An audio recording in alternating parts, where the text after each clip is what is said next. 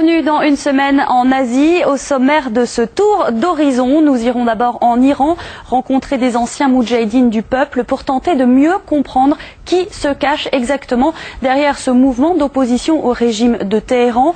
Et puis on reparle de la Birmanie. Une nouvelle manifestation a eu lieu dans le pays. Des moines sont descendus dans les rues de Pakoku, à 500 km de Rangoon. Cette fois, par prudence, ils n'ont pas attaqué directement le pouvoir birman. Enfin, nous nous rendrons dans un institut de beauté, dans une salle de sport à Kaboul pour partager un moment rare avec des femmes afghanes.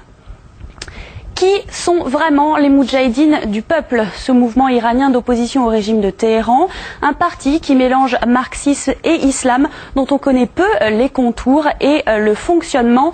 Deux reporters de France 24, Fabien Telma et Alexandra Renard, sont allés en Iran à la rencontre de ces militants repentis des moudjahidines du peuple. Ils ont pu rentrer dans leur pays après avoir renié leur appartenance au mouvement.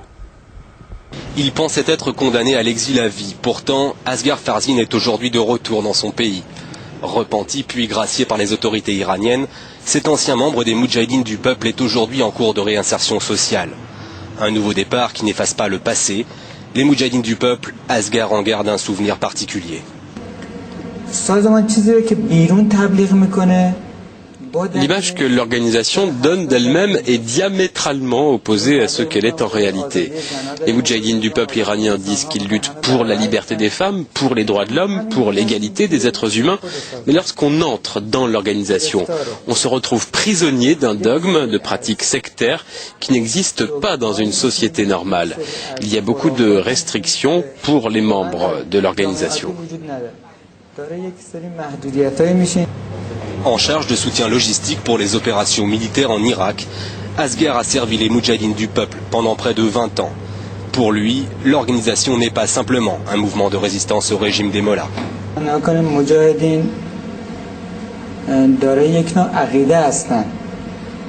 L'idéologie des moudjahidines du peuple iranien est un mélange de marxisme et d'islam.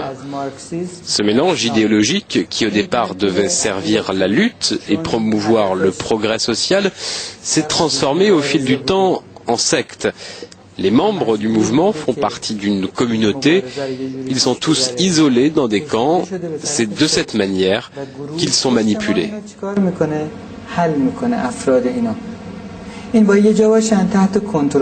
Après un attentat raté, comme en témoigne ce bras, et un long séjour derrière les barreaux, Arash Sameti est lui aussi un repenti. Aujourd'hui, il dirige la Nejat Society, une association d'aide à la réinsertion sociale des anciens moudjahidines. Notre association est faite d'anciens membres des moudjahidines du peuple iranien et des familles de certains moudjahidines qui se trouvent toujours dans un camp en Irak, le camp d'Ashraf. Nous sommes actifs à de nombreux niveaux, le contact entre les moudjahidines et leurs familles, le travail avec des organisations internationales et de nombreuses personnalités. Nous aidons les anciens membres de l'organisation qui veulent revenir en Iran. Comme vous le savez, notre pays donne l'amnistie pour ceux qui veulent quitter le mouvement des moudjahidines du peuple et retourner en Iran. Les moudjahidines du peuple iranien figurent toujours sur la liste des organisations terroristes dressées par les États-Unis et l'Union européenne.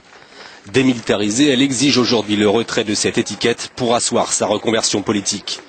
Mais leur crédibilité reste entachée par les accusations de ses anciens membres, auxquelles les dirigeants de l'organisation n'ont pas souhaité répondre. On reparle de la Birmanie, les liaisons